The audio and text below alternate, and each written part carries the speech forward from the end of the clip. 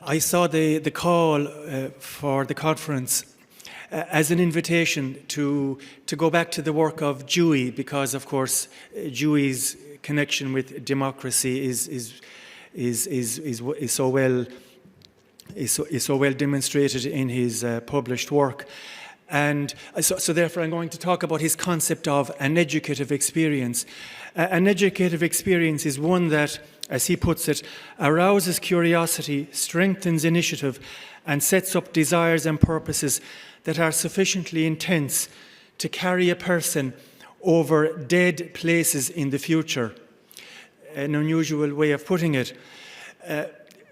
To demonstrate that, I'm going to draw on an evaluation of an RPL project that I carried out 3 or 4 years ago, a project in which Patsy, my colleague here, was involved, as well as I also had the very good fortune of working with Andrina and others that are here at the conference as part of the working group to guide the evaluation. So I'm going to use that evaluation to just reflect on the idea of RPL as an educative experience. A little like what Ted Fleming mentioned this morning. Never mind the prior learning that the candidate brings for accreditation, but the actual process of RPL itself, the very act of trying to contemporalize and demonstrate the learning to meet the learning outcomes of the award that's being on offer. The learning that happens in that journey, that's what I'm trying to capture. And for Dewey, there are 2 principles required for an educative experience: continuity and interaction. So continuity is, he talks about the experiential continuum, where every experience takes up something from those experiences that have gone before and modifies in some way the quality of the experiences to come in the future. So that's the continuity. The interaction in this case is between the candidate and the institution or the academy or the awarding body.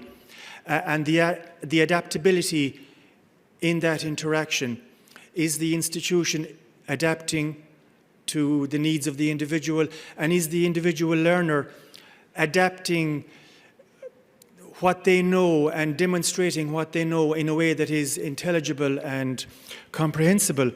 So Judy Harris talks about the boundary crossing between the different knowledges, between the amalgam, the disorganized amalgam of experiential learning on the one hand, and the formal codified language of the academy. And this boundary crossing is quite arduous. Kolb, the model of experiential learning, of course, is itself built on the idea of constructivist learning, where the learner reflects on prior learning and in reflecting constructs new knowledge.